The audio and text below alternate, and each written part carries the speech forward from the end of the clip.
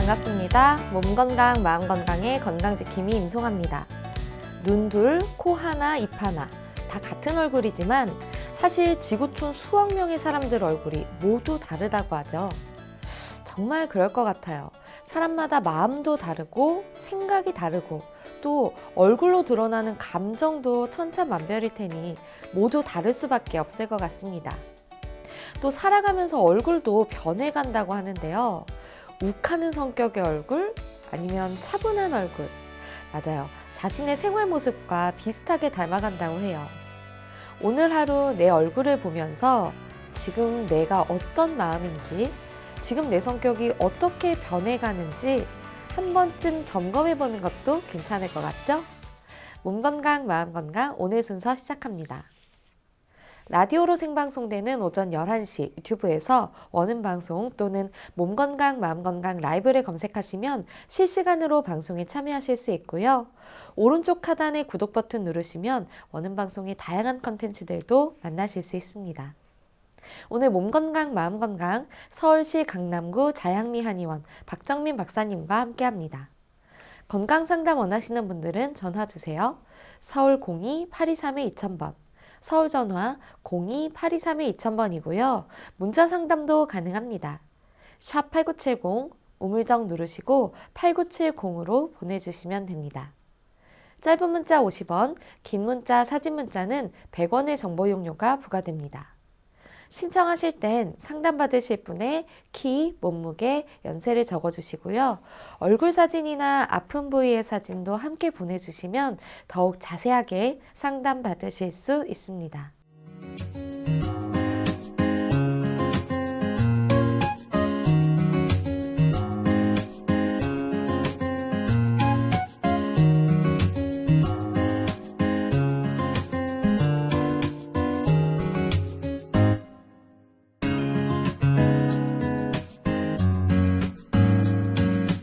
몸 건강, 마음 건강.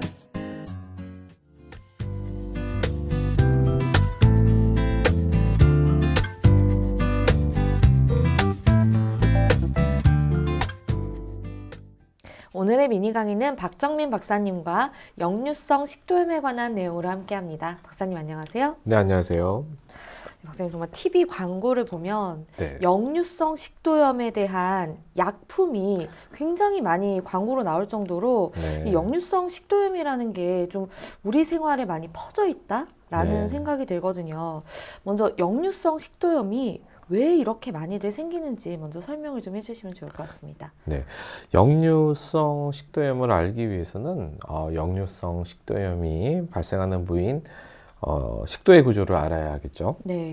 식도는 입과 위를 이어주는 어떤 지름 2cm에서 길이는 한 25cm 정도의 기다란 기관입니다. 그래서 음식물을 우리가 입으로 먹었을 때 위장으로 내려보내주는 어떤 배달부 역할을 하는 기관이죠. 네.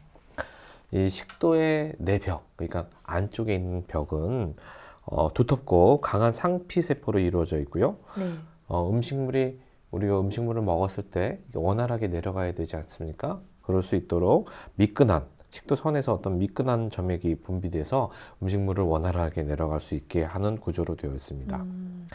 또 위와 식도 사이에는 위 속의 내용물이 올라오는 것을 막아주는 어떤 쪼임새 역할을 하는 부위가 있는데요. 네.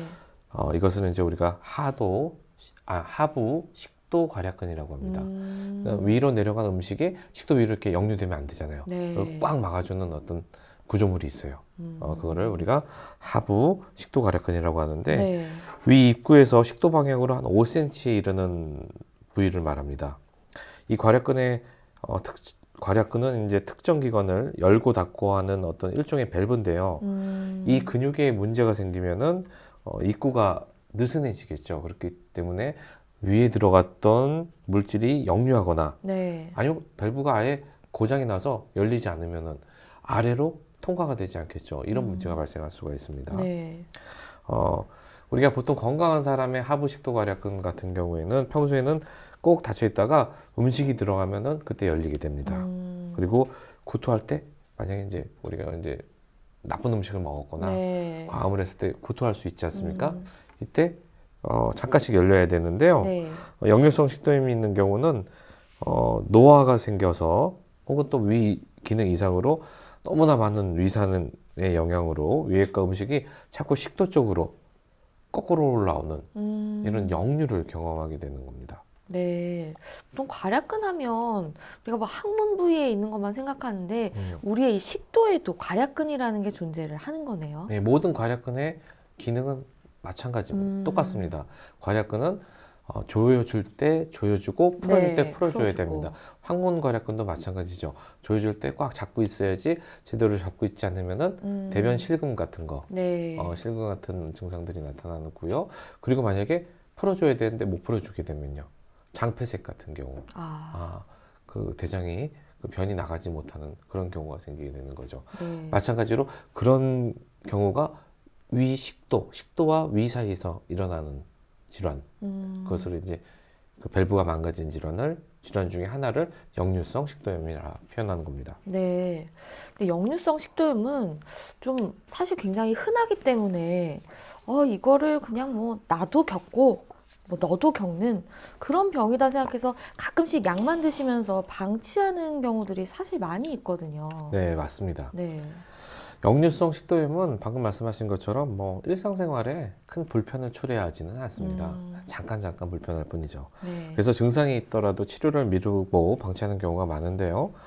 하지만 이제 역류성 식도염 치료를 게을리하게 되면은 만성 기침이나 목이 쉬고 호두염, 천식 등으로 발전할 수가 있습니다. 네. 또 이제 식도염이 오래되면은 식도에 굳은 살이 쌓여서 식도가 이렇게 좁아지는 증상인 식도 협착증이라는 것이 있는데 그것이 발생할 수도 있습니다. 이렇게 식도가 좁아지는 식도 협착증이 발생하면은 네.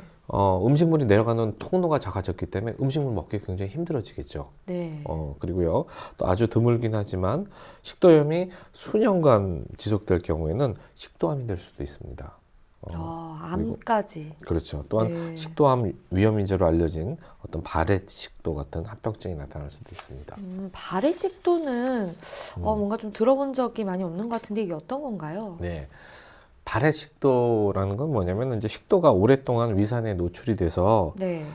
식도에는 원래 위산이 역류가 되면 안 되지 않습니까? 근데 그렇죠. 하부괄약근의 문제로 위산이 역류가 되는 거죠, 위로. 역류가 돼서 너무 많이 노출이 돼서 식도 점막이 많이 손상이 돼서 그 손상된 그 점막을 식도 점막이 아닌 위장 상피세포처럼 위장 상피세포가 자라는 증상이죠. 네, 위장의 어떤 상피세포가 식도까지 올라와서 변하는 증상으로 위 속의 음식물이 역류하는 위와 식도에 연결되는 부위에 많이 생기는 질환입니다. 뭐 바렛 식도가 있다고 해서 뭐 특별한 증상이 있는 건 아니고요. 그 네. 증상은 위역류 질환, 역류성 식도염이랑 큰 차이는 없는데 만일 바렛 식도가 있는 환자가 어떤 특정 약물이나 특별한 감염 질환이 없는 상태에서 갑자기 이게 음식물 먹기가 힘들어지고 막 체중이 빠지기 시작하고 있어요. 이럴 때는 식도암을 좀 강하게 의심해 볼 필요가 있습니다. 네. 그러니까 암이 될 정도로 이렇게 발전이 있지 않으면 사실 큰 불편을 못 느끼니까 좀 방치하는 경우들이 사실 많이 있을 것 같아요. 그렇죠. 네. 어쨌든 역류성 식도염이라는 건 역류를 한다는 표현이잖아요. 그럼 이 역류한 음식물이 염증을 일으킨다. 이렇게 봐야 되는 건가요? 네. 역류성 식도염은 역류하는 것은 음식물도 있는데 음식물에 포함된 아니면 위에서 분비된 위산이 바로 염증을 일으키는 직접 원인입니다. 네. 그러니까 위산의 양이 많을수록 식도로 역류할 확률이 높아지고요. 이 위산의 주요 성분은 염산인데요. 염산 들어보셨죠? 그 염산 테러, 네. 산 테러하는 그때 그 염산, 그와 같이 굉장히 강한 산도를 갖고 있는 물질이죠. 그래서 위장에 들어온 음식물을 1mm 이하로 아주 잘게 부술 뿐만 아니라 입에서 넘어온 우리가 각종 세균 같은 경우도 우리가 항상 먹고 있지 않습니까? 그것도 없애주는 역할을 하게 되는 게 이 위산인데, 네. 얼마나 이 산성이 강하냐면은 쇠못도 녹일 정도의 어떤 산성을 갖고 우리 있습니다. 몸에서 실제 배출되는 그렇죠. 그 위험할 때 그 염산이요. 그렇죠. 만약에 이 위산을 심하게 농축을 시켜서 네. 그걸 잘못 피부에 닿으면은 피부가 녹아버리기도 할 정도의 산도를 갖고 있습니다. 굉장히 산도가 강하죠. 그런데 신기한 것은 이렇게 강한 산도의 위산에 위장은 계속 노출이 돼 있지 않습니까? 네. 그럼에도 불구하고 녹지 않고 멀쩡하다는 거죠. 그 이유는 뭐 사실은 이제 위장에서 재빨리 어떤 미끈미끈한 점액질을 분비해서 이 위벽을 보호하기 때문에 이 위산으로부터 보호가 되기 때문인데요. 네. 근데 문제는 보호하는 것도 뭐 어느 정도 한계가 있죠. 이 위산이 지속적으로 과다 분비되면은 이 보호막이 약해지겠죠. 그래서 그 약해진 부위로 염증이 발생하는 거, 위점막이 손상되면서 염증이 발생하기도 하고, 그 염증이 발생한 곳이 점점 깊어지면은 얼서 궤양이 되기도 하고요. 그렇게 되는 겁니다. 네. 근데 좀 신기한 게 이렇게 염산이 강한 것이 10도까지 올라오면 이게 자주 올라오는 현상이잖아요. 이 역류성 식도염이. 그러면 이게 위처럼 피부가 변한다는 것도 참 어떻게 보면 이게 적응 같기도 하고. 네. 이게 이렇게 장상피화생이라는 게, 네. 여러 군데서 일어나는데, 그러니까 예를 들면 식도와 위장, 뭐, 기관과 기관이 만나는 지점에서 역류하는 질환이 있을 경우에 이런 경우가 발생합니다. 위장에 있는, 내용물들이, 괄약근이 제대로 네. 조이지 않아서 자꾸 식도를 이렇게 침범하게 될 경우에 음식물뿐만 올라오는 게 아니라 음식물에 섞여 있는 위산도 올라오고요. 네. 또 그리고 위 점막 위에 있는 점액 물질도 올라오고요. 그리고 그 점액 물질에 녹아져 있는 위에 상피세포들도 같이 올라오게 되는 거죠. 그런데 마침 손상된 그 식도 부위가 상피세포들이 위산으로 녹게 되면은 그 자리에 위에 상피세포들이 자리를 잡아서 자라게 되는 거예요. 그래서 변하게 되는 겁니다. 정말 진짜로 우리 몸의 신비를 느낄 수가 그렇죠. 있는 것 같은데요. 네. 이 위산이 그러면 많이 분비돼서 역류성 식도염이 일어난다. 이렇게 봐도 되는 건가요? 네네. 과식하게 되면은 이제 우리 위 내용물이 늘어나서 위산 분비가 증가하게 되죠. 네. 과식하면 이제 음식물이 장으로 배출하는 시간도 길어지겠죠. 그리고 위 내용물이 뭐 식도로 역류할 가능성도 그만큼 높아지는 거가 네. 되는 거고요. 또 동물성 지방이 가득한 고지방식 같은 경우도 하부 식도의 괄약근을 느슨하게 만드는 작용을 합니다. 또한 이제 고지방식을 섭취하면은 위산 분비가 촉진되고 또 음식물이 위에 머무는 시간이 또 길어져서 네. 이 역시 음식물이 위에 머무는 시간이 길어지면은 내용물이 역류할 수 있는 가능성, 확률과 기회를 높이게 되는 거고요. 네. 우리가 또 흔히 또 술과 커피 많이 마시지 않습니까? 그렇죠. 그죠? 이 술과 커피도 위액 분비를 촉진시키는 물질로 알려져 있습니다.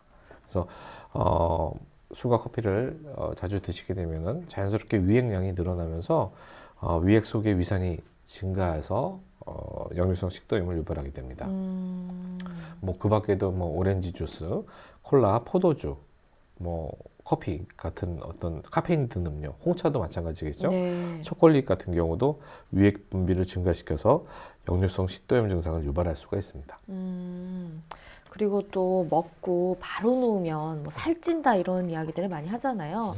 근데 살이 찌는 것도 문제일 수 있지만 어떻게 보면 더 큰 문제가 이게 바로 역류성 식도염의 주 원인이 되기도 한다고 하더라고요. 네. 자, 우선 역류가 되는 경우를 다시 한번 정리해 드리면요. 네. 우선은 위 안에 음식물이 많아지면은 역류가 되겠죠. 그죠? 네네. 음식물이 많이 머물러 있어서 아래로 내려가 줘야 되는데 우리가 입으로 음식을 먹으면은 입, 식도, 위장, 소장, 대장 순서로 흡수가 되고 분해가 네. 된 다음에 항문을 통해서 밖으로 배출이 네. 되는데 이 위장에서 과식을 하게 되면은 소화를 시켜야 되기 때문에 이 위장에 머무는 시간이 많아져요. 그리고 어떤 특정 물질들, 뭐 예를 들면 고지방식이 술, 카페인 음식 같은 경우가 들어가면은 위장의 움직임, 또 위액의 위산 분비를 촉진시키기 때문에 위장에서 많이 머물게 되면서 그러다 보니까 역류할 수 있는 가능성이 많아지는 거죠. 네. 또 하나 엎어놓으면 되겠네요. 사람을 엎어놓으면은 네. 우리는 이제 서 있지 않습니까? 입에서 식도 항문으로 이렇게 음식이 네. 내려가야 되는데 사람을 뒤집어 놓으면은 거꾸로 내려갈 수 있는 가능성이 네. 높겠네요. 사람이 물구나무 서지 않는 이상 거꾸로 그렇죠. 쓰는 경우는 별로 없는데 네. 밥 먹고선 바로 눕게 되면은 거꾸로 쓰는 만큼은 아니지만 그래도 아무래도 하강 구조가 되진 않겠네요. 그렇죠. 그래도 이제 아래로 자꾸 역류할 네. 수 있게 되겠죠. 그래서 음식을 먹고 바로 눕게 되면은 위 음식물이 위 식도 연결 부위에 위치하게 돼서 이제 이렇게 역류성 식도염이 발생하기 쉽고요.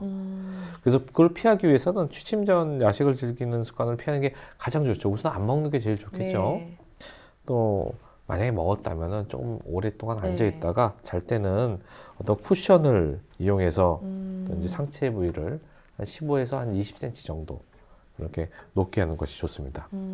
또 복부 비만이 있다면은 뱃살을 빼야 하는 경우가 생깁니다. 왜냐면은 이제 복부 지방이 역류성 식도염을 위해서. 그렇죠. 네. 복부 지방이 위에 있는 어떤 복부의 압력을 높이기 때문에 위 내용물이 식도를 역류할 확률이 높아집니다. 아. 그러니까 복부에 자꾸 지방이 끼다 보니까 네. 위장을 이렇게 압박을 하는 거예요. 아. 그 위장에 있는 음식물들이 역류할 수가 있죠. 그러니까 만약에 복부 비만이 있는 사람은 체중을 줄이는 것은 물론이고 이게 배 적게 보이려고 이렇게 허리띠 졸라매는 것도 삼가하는 게 좋습니다. 네. 그리고 꽉 끼는 바지도 복부 비만이 있는 사람들은 좀 피하는 게 좋고요. 예. 기본적으로 뭐 날씬한 여성분들도 꽉 끼는 바지는 좀 입지 말라고 많이들 하잖아요. 네. 그러니까 꽉 끼는 음식이 죄송합니다. 꽉 끼는 바지나, 네. 의류 같은 경우가 실제로 몸에 부담을 많이 줍니다. 예를 들면 여성분들 보정 속옷이나 네. 아니면은 좀 스키니진. 그죠, 스키니진 이런 것들이 하체 순환을 방해를 하고요. 특히 이제 여성들 브라 같은 거 탈브라 운동도 요즘 있었는데 네. 그 이유가 뭐냐면은 브라 같은 경우는 오래 착용하게 되면은 근육 통증, 어깨나 목의 통증들을 굉장히 가중시키는 몸에 있는 순환을 굉장히 안 좋게 하는 작용을 합니다. 그렇기 때문에 꼭 복부 비만 있는 분들뿐 아니라 옷을 꽉 끼게 평소에 꽉 끼게 즐기는 분들은 이제 집에 와서는 좀 편한 옷으로 갈아입을 필요가 있겠죠. 네. 그러면 실제로 뭐 위산 과다로 인해서 역류성 식도염이 생겼을 때 구체적인 증상들은 어떤 것들이 나타나나요? 네, 위산 과다일 때 나타나는 대표적인 증상은 네. 속쓰림입니다. 속쓰림. 비어있는 위장에 어떤 위산이 분비되면서 위점막을 자극해서 속쓰림 증상이 나타납니다. 이때 음식물을 먹으면은 그 위액이 분비가 되기 때문에 속쓰림이 네. 완화가 되죠. 또한 마른 기침을 계속하게 되는 경우도 있고요. 또 과도한 위산이 역류되면서 식도를 자극해서 발생한 염증으로 인해서 마른 기침이나 뭐 그 후두염 네. 같은 경우가 발생될 수가 있습니다. 보통 이제 공복에 약간의 배고픔 증상은 누구나 있겠지만 그게 강한 속쓰림으로 온다거나 아니면 약간 이제 신물 같은 게 넘어오는 그 느낌이 이제 입에서 나면 나는 좀 역류성 식도염일 수 있다라고 의심을 해봐야 되는 건가요? 네, 맞습니다. 속쓰림을 유발하는 질환은 여러 가지가 있을 수 있는데요. 네. 그중 가장 흔한 질환이 바로 이제 오늘 말씀드리고 있는 역류성 식도염이죠. 역류성 식도염의 경우에는 공복에 속쓰림이 심하고 네. 또 이제 식사를 하고 나면은 신물이 올라오거나 음식물이 역류해서 이제 명치 쪽이 아닌 이 가슴 부위가 찢어지듯이 아프고 타는 듯한 증상을 보입니다. 네. 이게 역류성 식도염으로 인한 속쓰림의 특징이죠. 가슴 부위가 타는 듯하게 느껴지고 그리고 이제 공복시 속쓰림이 심하다. 뭐 이때는 이제 위에 음식물이 식도로 올라오지 못하도록 이제 식사 양은 천천히 하는 게 좋겠죠. 네. 식사는 적은 양을 천천히 하고 또 이제 아까 이제 앞에 말씀드렸듯이 잠자기 전에는 음식물을 피하고 최소한 한 3시간 전에는 잠자기 3시간 전에는 음식을 먹지 않는 것이 좋습니다. 공복의 속쓰림 중에 역류성 식도염이 하나의 원인이다라고 말씀을 주셨는데 네네네. 다른 질환들도 뭐 공복의 속쓰림을 유발할 수가 있나요? 네, 맞습니다. 만약에 공복에 네. 속쓰림이 있는데 근데 밤에 유독 속쓰림이 심해요. 이럴 경우에는 십이지장 궤양이나 위궤양, 위염일 가능성이 높습니다. 특히 이제 토하고 싶은 불편감이 생깁니다. 그 이유는 위장의 점막을 자극하는 위산이 과다하기 때문인데요. 네. 12지장 궤양은 위산 분비가 증가돼서 음식물이 없는 빈 공간에 어떤 12지장 점막을 자극하기 때문에 공복 시에 통증이 심해지고 또 밤에 또 위산이 많이 분비되는 공복이기 때문에 통증이 심해지는 거죠.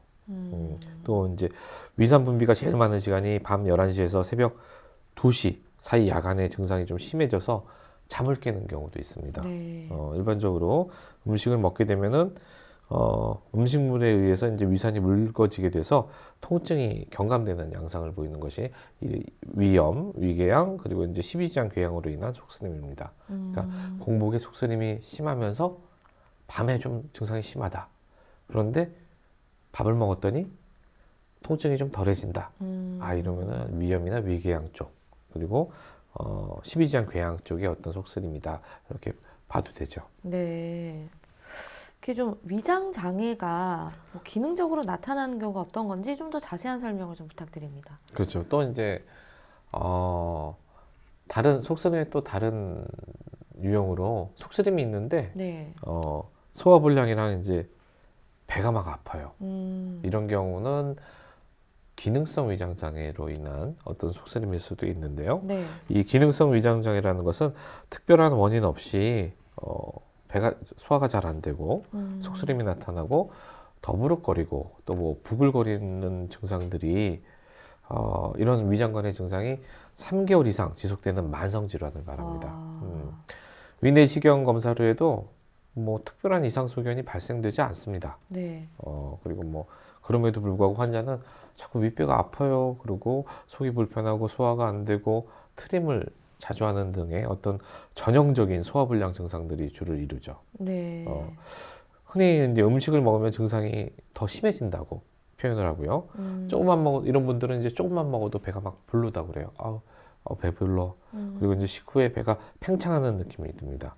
트림도 났고 뭐 메스꺼운 증상이 나면서 배에 가스가 차면서 복통을 동반하는 것이 특징인데 한의학에서 이런 기능성 어떤 위장 장애에 대한 분류들이 좀 자세히 되어 있습니다. 네. 그래서 뭐 창만도 있고요, 고창도 있고 고창이라는 증상으로 불리기도 하고요, 조잡이라는 증상, 그리고 이제 식후도포라는 표현으로 해서 한의학에서는 이런 기능성 위장 장애에 대한 증상들이 굉장히 상세히 분류돼 있고 그 치료법도 굉장히 상세히 되어 있습니다. 그래서 현대의학적 치료보다는 이제 위장 질환에 있어서 이 기능성 위장 장애 같은 경우에는 한의학적 치료가 굉장히 더 효율적이고 빠른 경우가 많습니다. 저 같은 경우에는 역류성 식도염하면 제일 먼저 이제 귀에 맴도는 단어가 타는 듯한 가슴 통증이거든요. 이거를 TV에서도 광고를 많이 해요. 이런 증상에 대해서. 네. 근데 뭐 목이 좀 쓰리다거나 위가 쓰리다거나 할 수 있는데 가슴 통증이 왜 일어나는 건가요? 네. 그 식도의 위치를 보게 되면은 우리가 입에서 위장으로 내려가는 배달부의 역할을 하지 않습니까? 네. 그게 가슴 부위에 위치하게 되죠. 네. 역류성 식도염은 어떤 위내 산성 물질, 위산이 그 점막을 자극해서 통증을 유발하는 거잖아요. 식도의 점막을 자극해서 통증을 유발하는 것이기 때문에 네. 식도가 위치한 가슴 부위에 타는 듯한 통증을 느끼게 되는 겁니다. 통증이 이제 명치 끝이나 앞 가슴 부위로 타는 듯하게 느껴지는 것이 이 역류성 식도염 가슴 통증의 어떤 특징인데요. 네.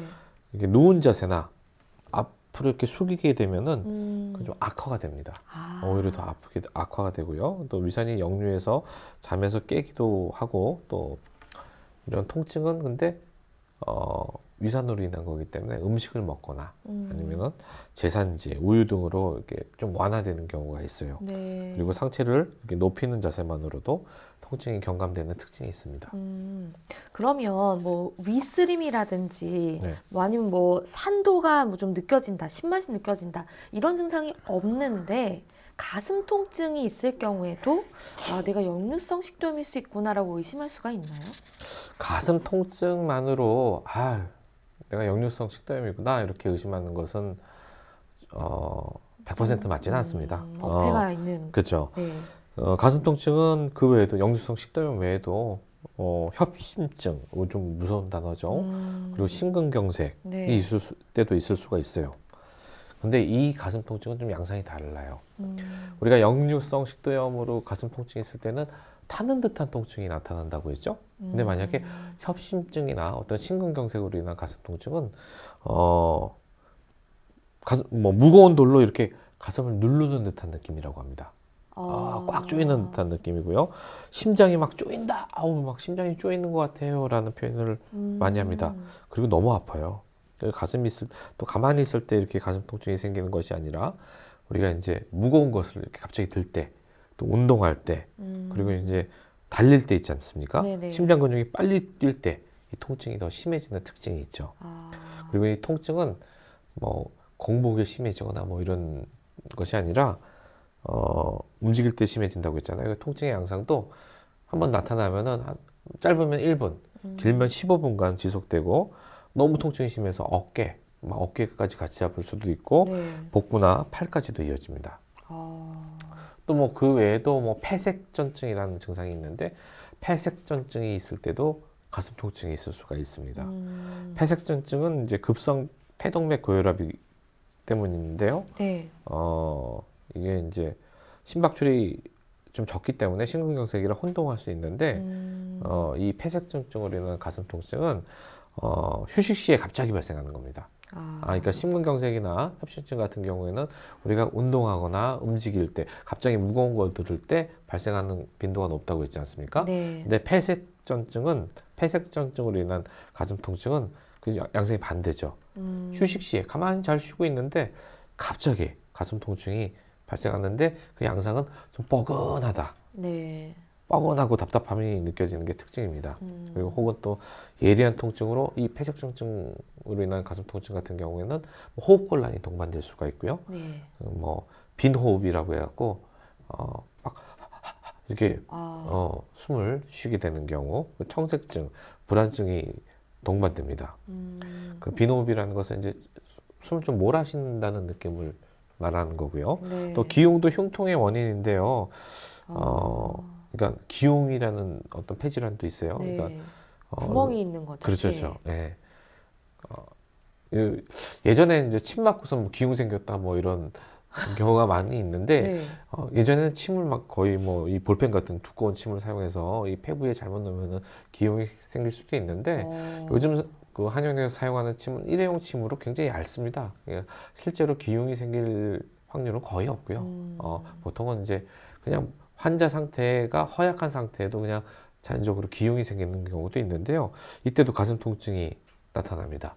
근데 이때는 특징이 네. 일직성입니다. 한쪽에 폐에 구멍이 나는 거지 않습니까? 그렇기 때문에 가슴이 양쪽이 아픈 것이 아니라 한쪽이 아픕니다. 구멍 난 쪽이. 양쪽 다 구멍이 나는 일은 잘 없나 봐요. 뭐 있을 수도 있겠죠. 근데 그런 건 좀 드물고. 그래서 일직성이고 통증이 예지예요. 그래서 막 그리고 뭐 호흡이 좀 힘든 호흡기계 증상이 네. 동반되는 것이 기흉으로 인한 어떤 흉통의 특징입니다.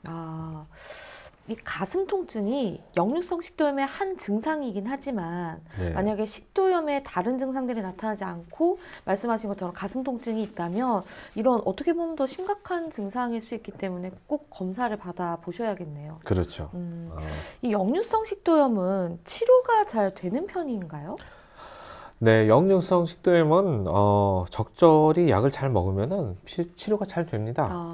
하지만 이제 치료 약물들이 어떤 병의 근본적인 원인을 없애는 것이 아니고 잠시 동안 뭐 강하게 어떤 위산 분비를 억제하고 식도염을 치료하는 방법이기 때문에 네. 이제 만약에 약을 드시다가 약을 끊으면은 다시 위산 분비가 증가돼서 식도염이 재발될 수가 있습니다. 실제로 이제 약물 증상이 호전된 환자의 한 60%는 치료를 중단한 지 1년 안에 재발하기 때문에 증상의 재발을 막기 위해서는 유지요법을 시행하는 것이 좋습니다. 네.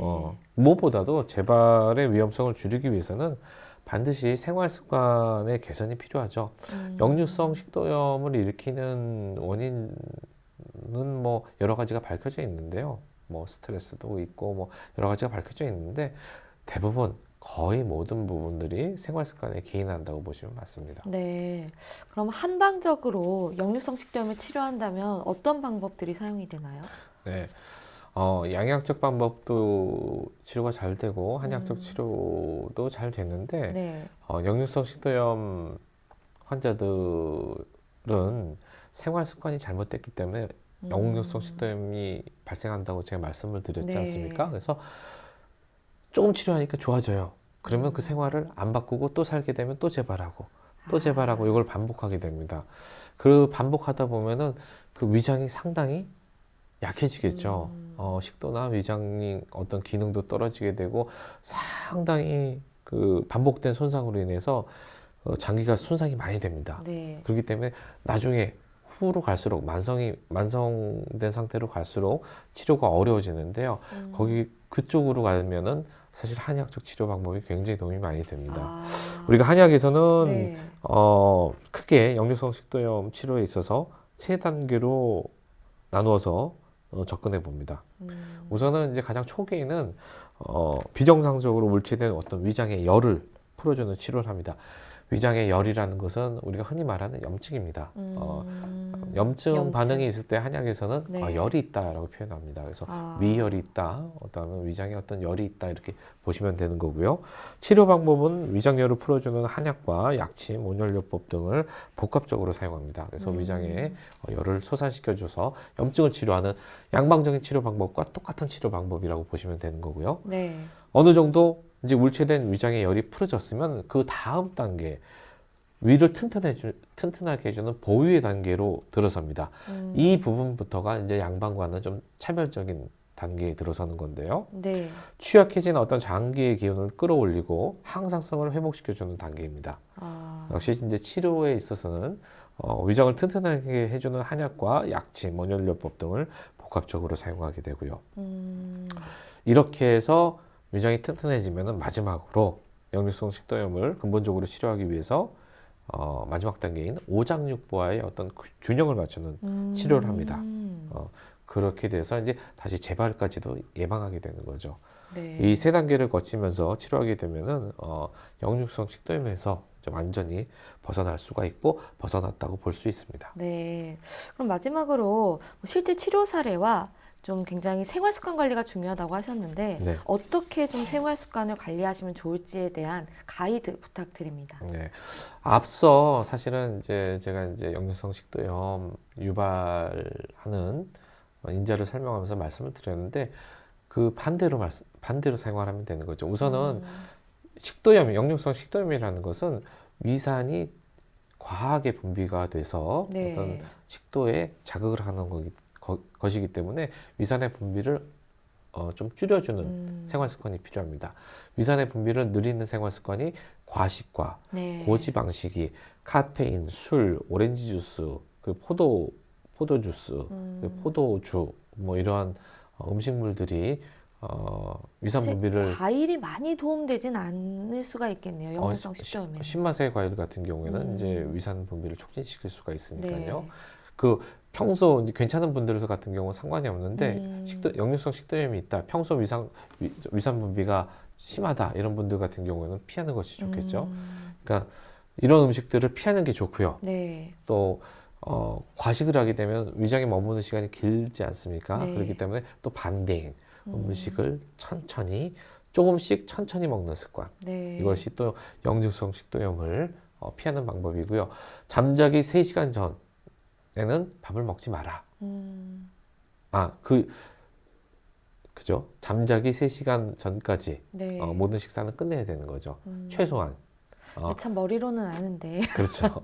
그리고 꼭 그 시간만 되면 배가 고프거든요. 만약 그리고 속이 쓰림이 있으면은 잘 때 네. 이제 쿠션 같은 거를 이용해서 15에서 한 20cm 정도 약간 너무 이렇게 누운 자세 말고 약간 상체를 올린 자세로 주무시는 것도 도움이 되고요. 두 번째, 그리고 생활 습관은 그런 정도로 유지를 네. 하시는 것이 좋겠죠. 그 외에도 이제 뭐 사실은 제일 여기 제가 말씀은 안 드렸지만 스트레스가 이제 역류성 식도염의 굉장히 중요한 인자 중에 하나입니다. 예, 그러니까 평소에 적절한 움직임이죠. 운동을 통해서 몸에 쌓여있는 스트레스를 이렇게 풀어주는 생활 습관을 갖는 것이 역류성 식도염을 예방하는 데 큰 도움이 됩니다. 네. 그리고 이제 역류성 식도염에 이완이 되었을 때 이미 내가 역류성 식도염이 있어. 이분들 같은 경우에는 그 치료에 있어서 아까 제가 말씀드릴 때 치료가 잘 된다고 했습니다. 네. 조금만 약을 먹어도 금방 증상이 좋아집니다. 아, 이게 너무 방심하게 돼요. 그러니까 오히려. 그렇죠. 네. 생활 습관을 안 바꿔도 뭐 약 먹으면 되는구나 뭐 이렇게 생각하는데 말씀드렸듯이 이것이 반복하다 보면은 정말 위장을 망치는 지름길입니다. 그러니까 너무 방심하지 마시고 역류성 식도염이 있다면은 재발되지 않도록 생활 습관을 바꿔주시는 것이 꼭 중요합니다. 네. 오늘은 역류성 식도염에 대해 알아보는 시간이었습니다. 박사님 오늘도 좋은 말씀 감사합니다. 네, 감사합니다. 미니 강의 오늘은 박전민 박사님께서 역류성 식도염에 대해 자세히 강의해 주셨습니다. 미니 강의 함께 하시면서 궁금한 점 있거나 오늘 강의 주제와 연관없더라도 평소에 건강 상담 받고 싶었던 분들 전화 주세요. 본인 증상은 물론 가족이나 지인의 증상도 상담 가능합니다. 서울 전화 02-823-2000번으로 전화 주시면 되는데요. 몸건강 마음건강이 라디오로 생방송되는 평일 오전 11시부터 정오 사이에 전화 열어두고 있습니다. 문자로도 상담 신청 받고 있는데요. 문자 참여는 샵8970, 우물정 8970입니다. 짧은 문자 50원, 긴 문자 사진 문자는 100원의 정보 용료가 부과됩니다. 건강한 행복을 만나는 시간, 여러분은 지금 WBS 원음 방송 건강상담 프로그램 몸건강 마음건강 함께하고 계십니다.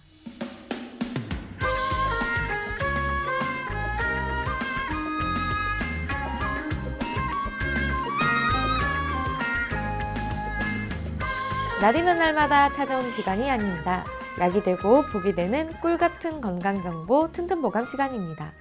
오늘 주인공은 호박씨입니다. 호박씨는 건강에 어떤 도움을 주는지 박사님께 여쭤볼게요. 박사님, 호박씨가 우리 몸에 어떤 도움이 되나요? 네, 호박씨는 한약에서 남과인이라고 부르고 성질이 따뜻하고 자양강장에 효과가 있는 것으로 알려져 있는데요. 네. 옛날부터 민간에서는 이 호박씨가 이뇨작용이 탁월해서 임산부가 산후 몸이 붓는 증상이 있을 경우에 복용하거나 출산 후에 젖이 잘 안 나오는 경우에 이 전량을 늘리려고 이 호박씨를 복용했습니다. 사실 호박씨는 산후 여성뿐만 아니라 남성한테도 좋습니다. 네, 호박씨에 함유되어 있는 인성분이 남성들의 전립선 건강을 좋게 하기 때문에 전립선 비대로 인해서 생기는 어떤 소변 배출 어려움을 완화시켜주고 그뿐만 아니라 아연 성분이 풍부해서 정자의 질을 높여주고 남성 호르몬인 테스토스테론 수치를 정상적으로 만들어주기 때문에 네. 남성의 어떤 생殖 기능에도 도움이 된다 이렇게 보고되고 있습니다. 그리고 이제 호박씨의 또 다른 효능은 뼈를 튼튼하게 한다는 건데요. 네. 호박씨는 뼈 건강에 필수적인 아연, 마그네슘, 인, 철 성분이 풍부하게 함유되어 있어서 호박씨를 꾸준하게 드시면은 뼈를 튼튼하게 해주고 또한 골밀도를 높여줘서 자라나는 어린이들의 어떤 골격 형성 그리고 갱년기 여성들의 어떤 골다공증 예방에 도움을 많이 줍니다. 네. 또 호박씨에는 방금 말씀드렸듯이 마그네슘 성분이 풍부하다고 했는데요. 네. 이 마그네슘 수치가 높으면은 조기 사망률이 40% 정도 하락한다는 연구 결과가 있습니다. 현대인들은 대부분 이 마그네슘이 부족한데 네. 그 이유가 체내 흡수가 잘 안 되기 때문입니다. 아. 그래서 따라서 호박씨를 섭취해 주면은 이 부족한 마그네슘을 보충할 수가 있고 그만큼 사망률도 떨어지게 되겠네요. 그 호박씨를 보통 좀 챙겨 드시는 분들 중에 치매를 예방하려고 한다라는 분들이 계신데 이게 실제 뇌 건강에 좀 도움이 되나요? 네, 최근에 호박씨에는 머리를 좋게 하는 레시틴과 필수 아미노산이 풍부한 것으로 알려져 있기도 한데요. 네. 때문에 이제 어린이들의 어떤 두뇌 발달이나 어르신들의 어떤 치매 예방에 도움이 된다고 많이 보고가 되고 있습니다. 여기는 동맥경화증을 예방하는 리놀산 성분이 풍부하게 함유되어 있어서 혈압을 낮춰주는 효능도 또 이제 더불어 보고 있습니다. 다만 이제 호박씨 같은 경우에는 칼로리가 높은 고열량 식품으로 분류가 되어 있는데요. 네. 그렇기 때문에 이제 과다 섭취 시에는 비만을 일으킬 수가 있겠죠. 지방 성분이 또 많이 포함되어 있기 때문에 설사나 또 소화불량 등의 증상이 나타날 수가 있으니까 이게 몸에 너무 좋다고 치매를 예방하기 위해서 과다 섭취하는 거는 좀 주의하시는 것이 좋습니다. 네, 주의사항 꼭 참고하시길 부탁드리고요. 박사님 좋은 정보 감사합니다. 네, 감사합니다. 튼튼보감 오늘은 호박씨에 대해 전해드렸습니다.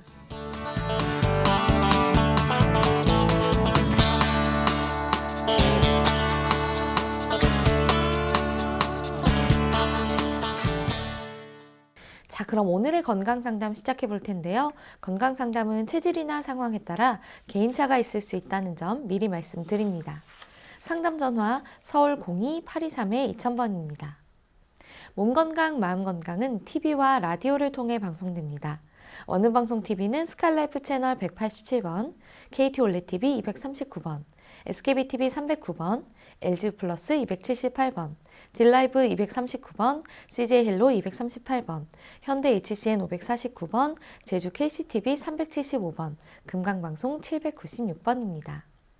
라디오는 서울 경기 FM 89.7, 부산 경남 104.9, 대구 경북 98.3, 광주 전남 107.9, 전북 충남 지역은 97.9MHz로 청취하실 수 있고요. 원음방송은 스마트폰으로도 만나실 수 있는데요. 플레이스토어나 앱스토어에서 원음방송 검색하시면 무료로 다운받으실 수 있습니다. 오늘은 박정민 박사님께서 친절한 상담해드립니다. 자, 그럼 첫 번째 전화 받아보겠습니다. 여보세요? 여보세요? 네, 반갑습니다. 네, 본인 상담이신가요? 예, 본인이에요. 네, 키, 몸무게, 그리고 연세가 어떻게 되십니까? 아, 나이는 70이고요. 네. 키는 150이에요. 네.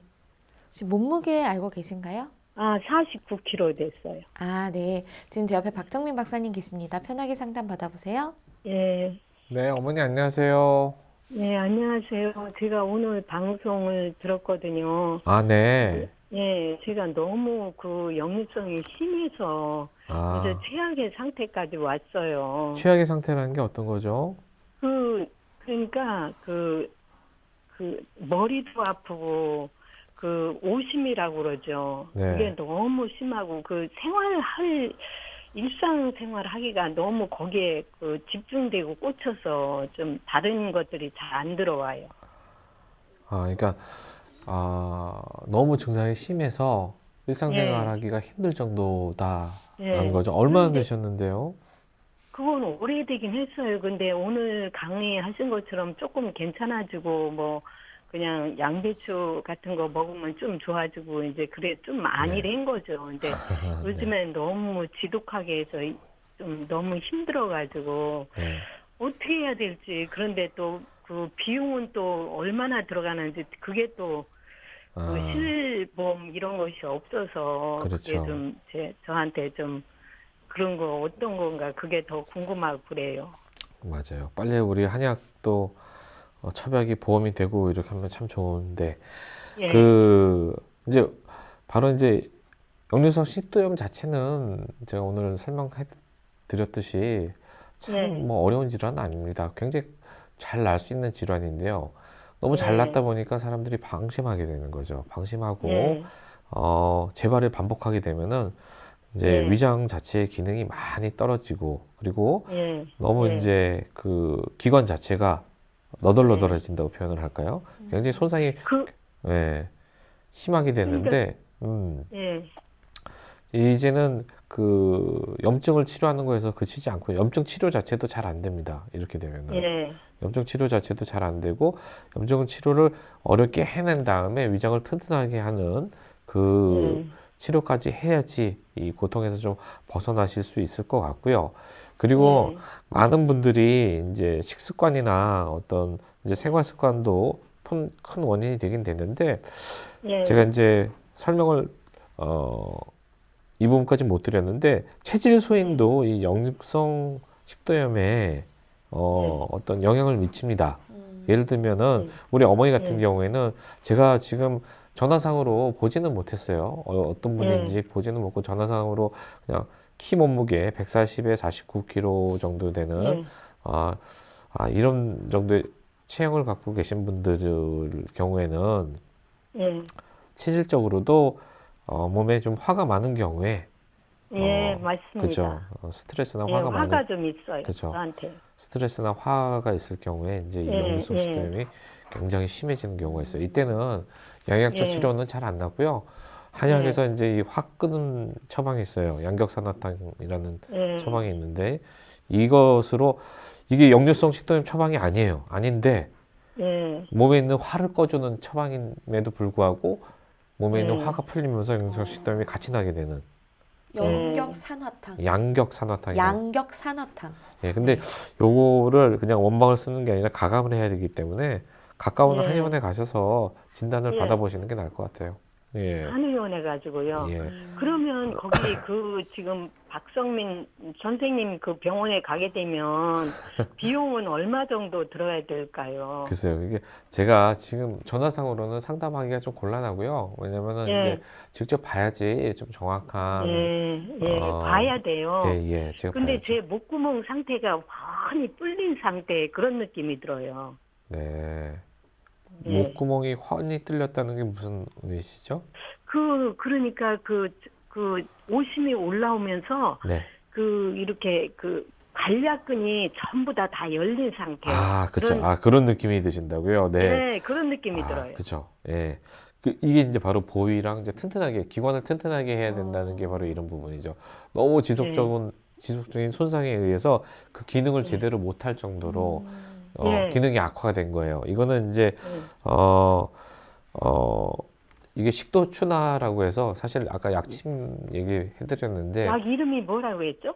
식도추나라는 그러니까 그냥 약침요법이라고 합니다. 약침도 있고 네. 식도추나라고 해서 이제 내장기 추나라는 어떤 실제로 이제 이 하부 괄약근을 튼튼하게 해주는 치료도 같이 병행을 하게 돼요. 네. 네. 네. 그래서 가까운 한의원에 가셔서 우선 상담 받아보시는 게 좋을 것 그렇죠. 같습니다. 네. 네, 전화 주셔서 감사합니다.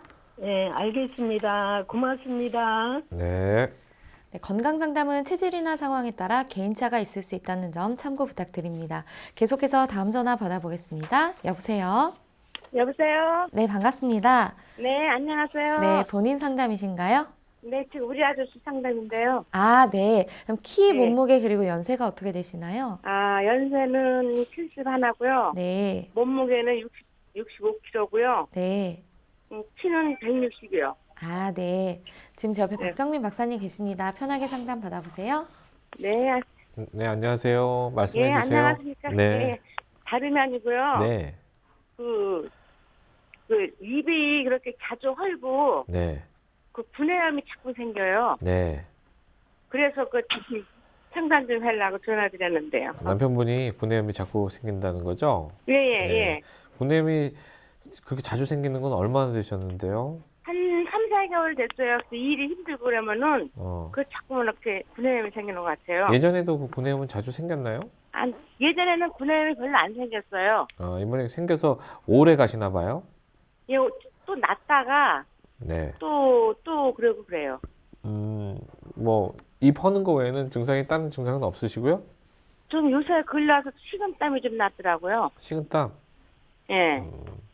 근데 사실은 이제, 구내염이 발생한 지도 기간이 얼마 되지도 않고, 3, 4개월이면 사실 얼마 안 되는 거거든요. 그전에 또 없으셨다고 했잖아요. 그죠?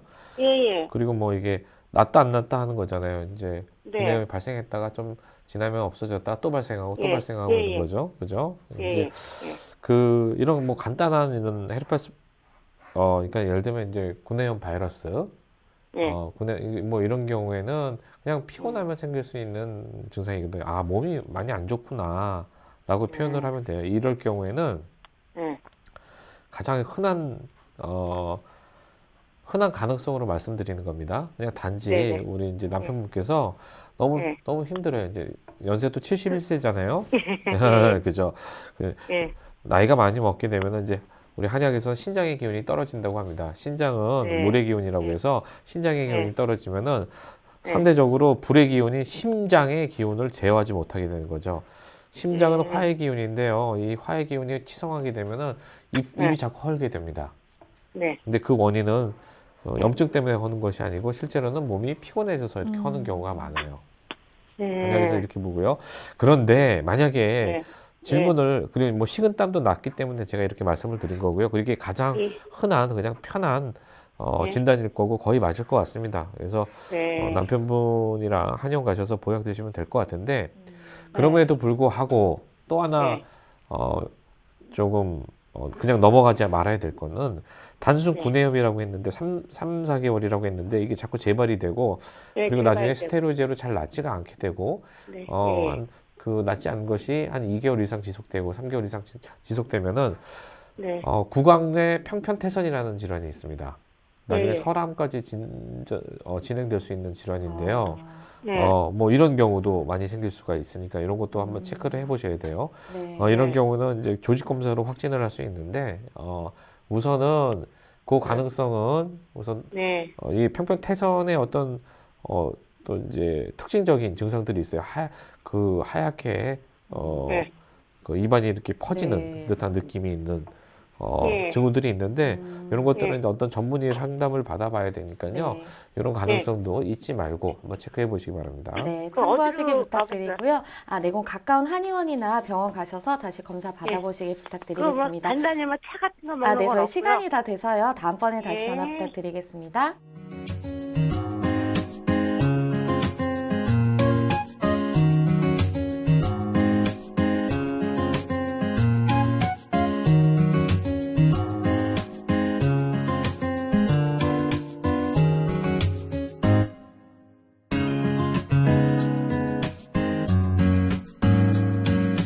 몸 건강, 마음 건강. 몸 건강, 마음 건강 오늘은 박정민 박사님과 함께했습니다. 오늘도 좋은 말씀 감사합니다. 네, 감사합니다. 다음 시간엔 한의사 안우식 원장님과 함께할게요. 오늘도 건강한 하루 보내세요.